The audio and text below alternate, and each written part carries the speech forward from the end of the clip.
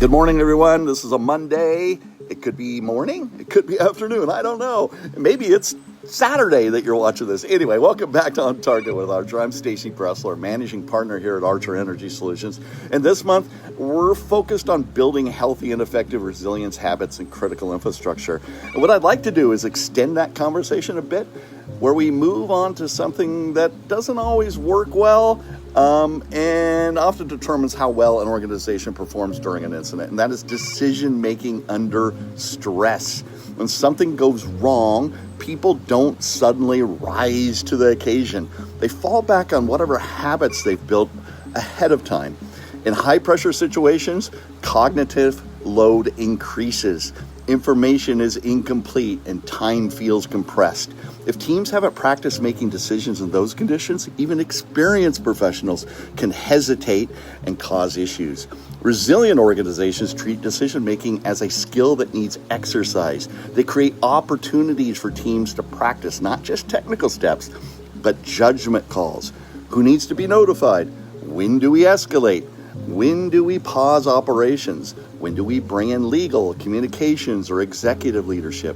These decisions are just as critical as the technical response itself.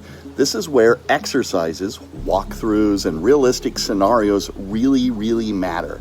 The goal isn't to memorize some kind of script, it's to expose people to ambiguity in a controlled setting, so uncertainty feels familiar rather than paralyzing. Over time, teams become more confident asking questions, challenging assumptions, and making timely calls. Decision-making habits also improve coordination across IT, OT, and operations. When teams understand how decisions flow and who owns which calls, friction decreases. People spend less time debating process and more time solving the problem in front of them. Strong decision-making under stress isn't about perfection either. It's about speed, clarity, and adaptability. And like any muscle, it only gets stronger when you use it.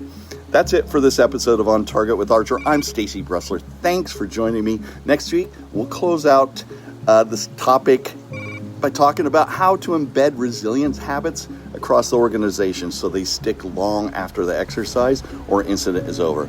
Take care. Don't miss out on any of our insightful content. Hit the subscribe button and ring the notification bell to stay informed whenever we release new videos. For top-tier security solutions, Archer is your trusted partner.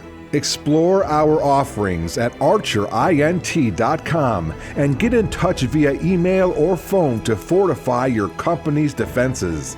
Your questions drive our content. Leave them in the comments below and join us every Monday for a fresh episode of On Target with Archer.